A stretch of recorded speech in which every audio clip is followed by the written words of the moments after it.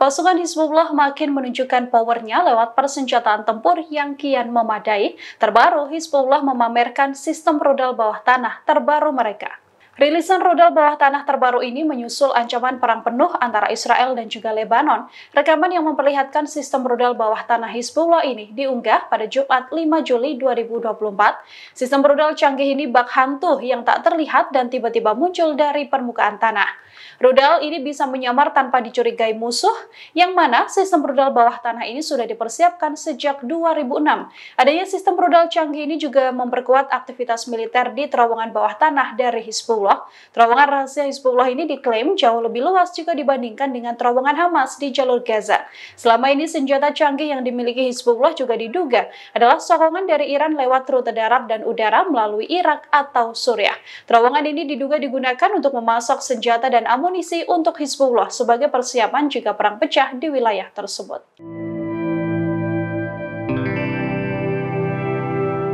Tentara Israel mendapatkan balasan serangan seusai berusaha menggempur wilayah Jenin. Pasukan Israel akhirnya mundur karena serangan berapi-api dari militan Hamas. Pasukan Israel awalnya menangkap seorang pria dan 3 putranya dalam pertempuran di Al-Harus Al-Shada, wilayah Jenin. 7 warga Palestina juga dilaporkan tewas dan terluka akibat serangan IDF di wilayah tersebut. Aksi militan Zionis ini pun membuat Hamas dan pejuang Palestina lain murka. Akhirnya, serangan bola api dilesatkan hingga membuat militan Israel kocar-kacir dan langsung menyerah. Bentrokan di wilayah Jenin ini juga pecah saat militan Hamas menggempur markas militer IDF di wilayah tersebut.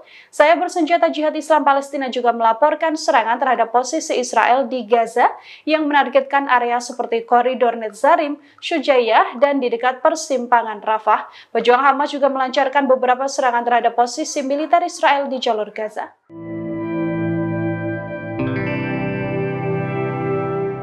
Tentara NATO dilaporkan menambah konflik panjang di tengah ketegangan di Timur Tengah. Hal ini seusai adanya serangan udara besar-besaran yang menargetkan militan Kurdi di Irak Utara. Serangan besar-besaran ini dilakukan oleh anggota NATO yakni Turki dan menimbulkan eskalasi konflik terhadap Kurdi sejak Iran melarang Partai Pekerja Kurdistan atau PKK pada bulan Maret.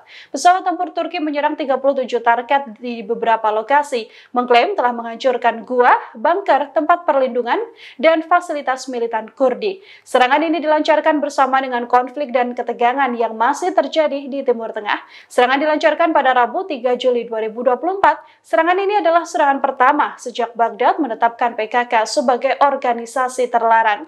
Serangan terhadap berbagai titik ini juga dilakukan lantaran Kementerian Pertahanan Turki merasa bahwa fasilitas tersebut banyak digunakan oleh komandan tingkat tinggi kelompok Kurdi.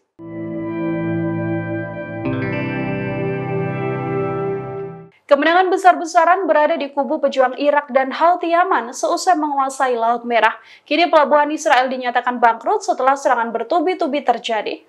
Dari laporan Time of India, pelabuhan Eilat di wilayah Israel sampai memohon bantuan keuangan pada pemerintah karena aktivitas di pelabuhan tersebut tak bisa aktif kembali sejak perang Israel di jalur Gaza.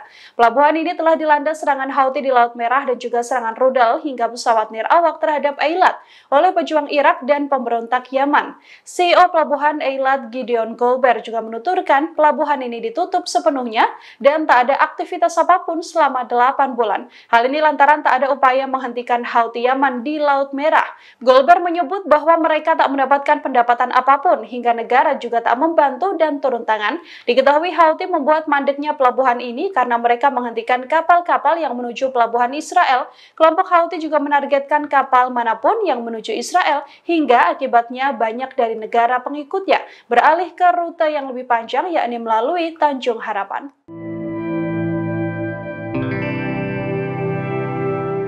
Sosok Masoud Pezeshkian memenangkan pemilihan Presiden Iran pada putaran kedua seusai meninggalnya Presiden Iran terdahulu Ebrahim Raisi dalam kecelakaan.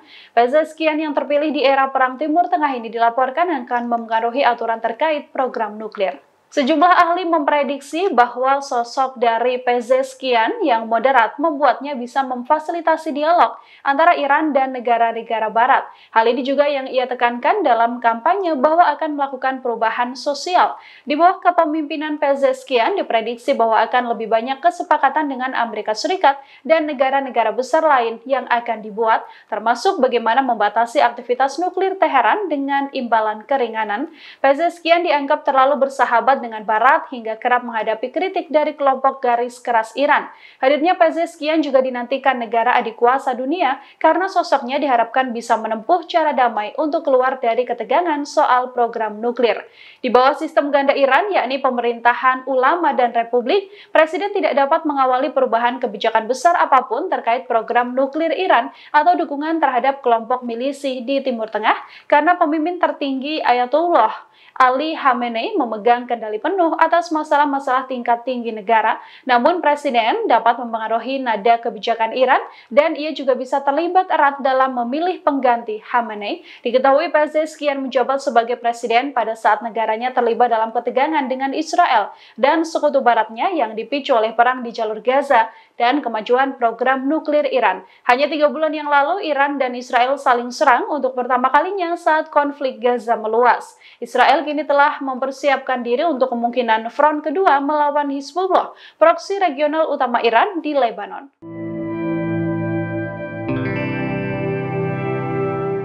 Belasan ribu hektar wilayah Israel sudah bak lautan api lantaran serangan rudal Hizbullah. Tembakan roket dan rudal Hizbullah ini bahkan sudah menghancurkan setidaknya 17.300 hektar wilayah Israel. 17.300 hektar lahan terbuka yang terdampak Israel ini tersebar di wilayah Israel Utara, termasuk di wilayah Galilea dan dataran tinggi Golan. Belasan ribu hektar yang lenyap ini juga termasuk peluncuran roket Hizbullah pada Kamis 4 Juli kemarin. Setelah Hizbullah menghujani Israel Utara dengan ratusan roket, pemadam kebakaran Israel dikerahkan untuk memadamkan kobaran api dari pecahan roket Hizbullah. Tim pemadam kebakaran dan penyelamat juga dibuat kewalahan mengatasi sebagian besar kebakaran yang terjadi di Israel Utara pada saat rentetan roket diluncurkan dari Lebanon. Selain lahan kosong, beberapa hutan di Israel Utara juga hangus terbakar. Belasan dari Hizbullah ini adalah pembalasan atas pembunuhan salah satu komandan utama kelompok Hizbullah pada Rabu 3 Juli kemarin.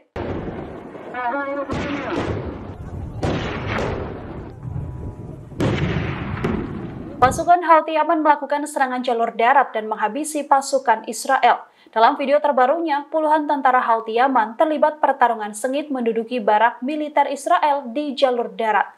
Serangan ini dilancarkan pada Sabtu 6 Juli 2024 hari ini.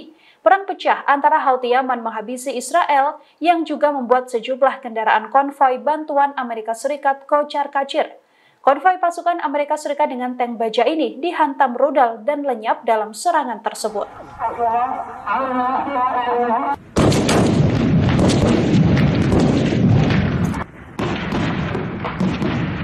الآن يتم استهداف كاميرات العدو وإحراقها.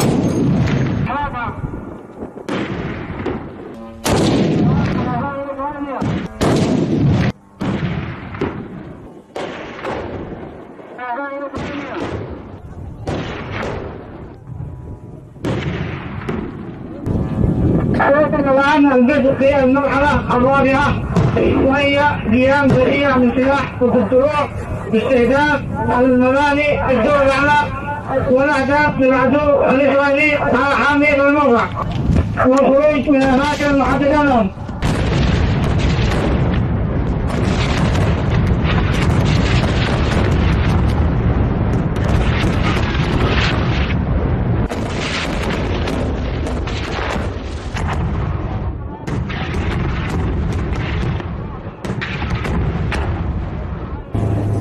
الآن تبدأ المرحلة الثانية ضد الدروع باستهداف العملية المتفقية من الأهداف والأسلحة والمراوح.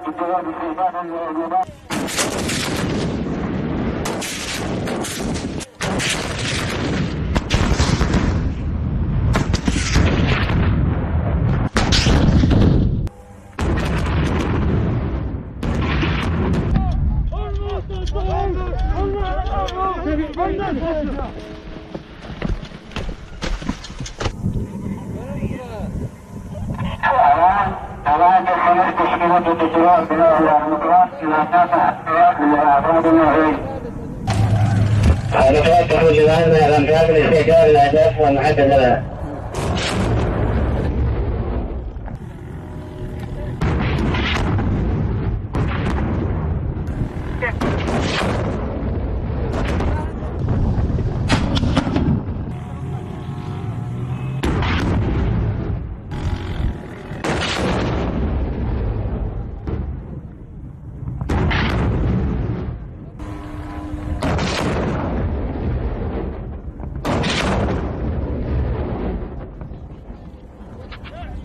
Download Tribun X sekarang, menghadirkan lokal menjadi Indonesia.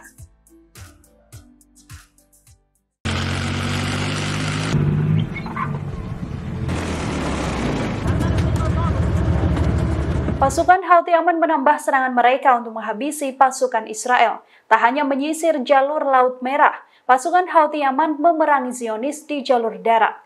Dalam rekaman terbaru pada Sabtu 6 Juli 2024, pasukan Houthi Yaman melakukan penyerbuan lokasi di barak pendudukan Israel. Dalam video, situasi menegangkan terjadi kala Houthi Yaman menyisir barak militer Israel. Seluruh barak diserbu dan pasukan Israel dihabisi. Penembak RPG bergerak masuk dan keluar dari terowongan rahasia bawah tanah dan mendistribusikan faksi untuk menyerang sasaran mereka.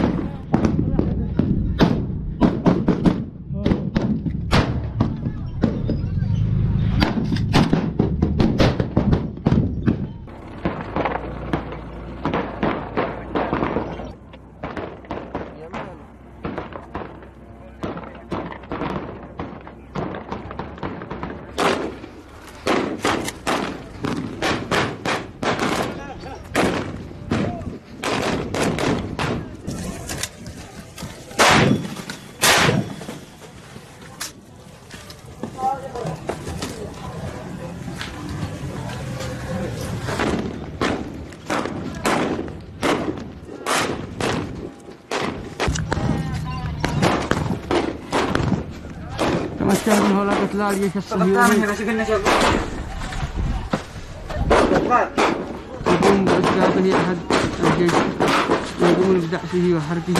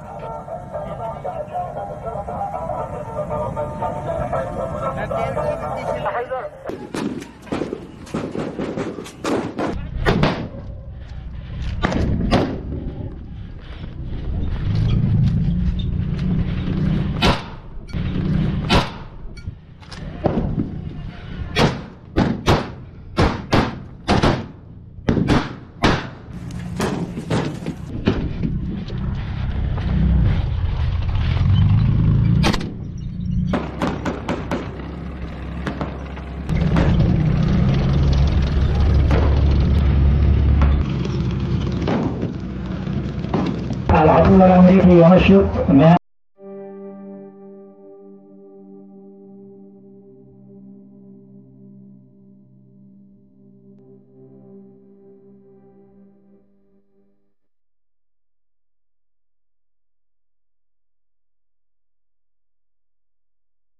Pasukan militer Houthi Yaman secara mengejutkan turun ke daratan dan menyerang pasukan Israel. Dalam rilis resmi media militer Yaman pada Sabtu 6 Juli 2024, pasukan Houthi Yaman mengunggah detik-detik pasukannya menyergap pos pertahanan Israel. Pasukan Houthi sudah menyimpan pesawat udara tak berawak dan dilesatkan dari sebuah terowongan. Sederet artileri mereka keluar dari kamuflase dan seketika menghancurkan pos pantau Israel. Dalam serangan ini, kamp virtual Inggris yang dipakai untuk membantu militan Israel juga dihancurkan.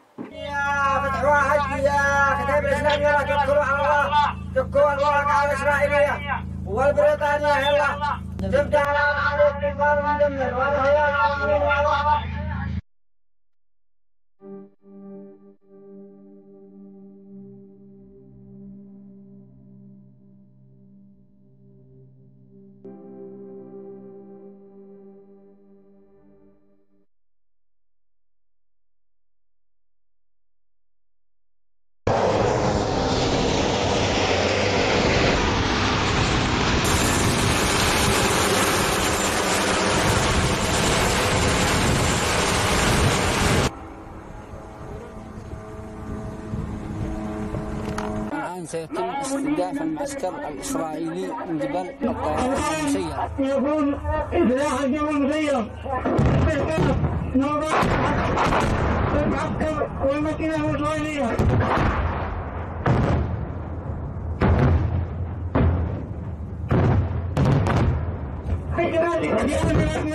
يكون سلاح الجو المسير لاستهداف النوبات في حمية المدينة الإسرائيلية.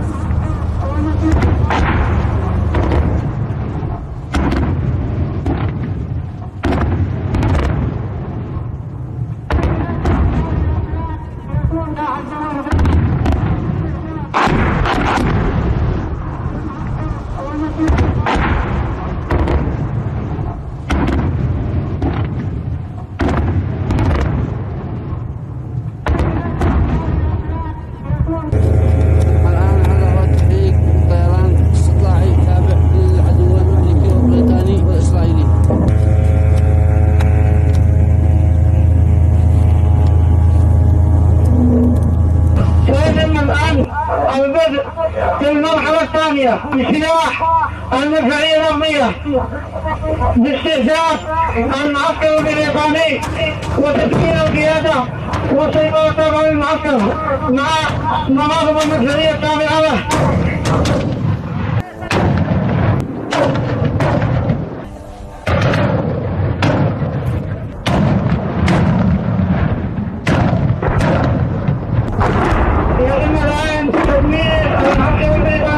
يتم الآن تدمير المعسكر البريطاني.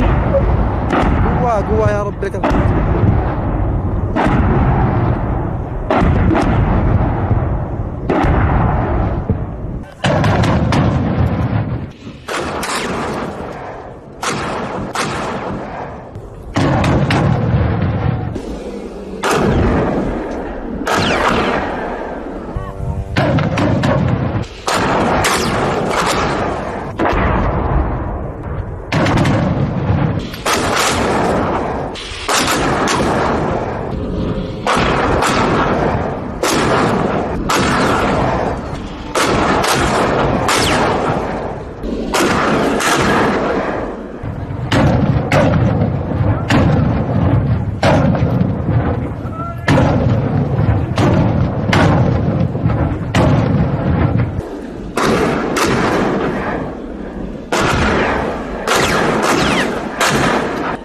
Download Tribun X sekarang, menghadirkan lokal menjadi Indonesia.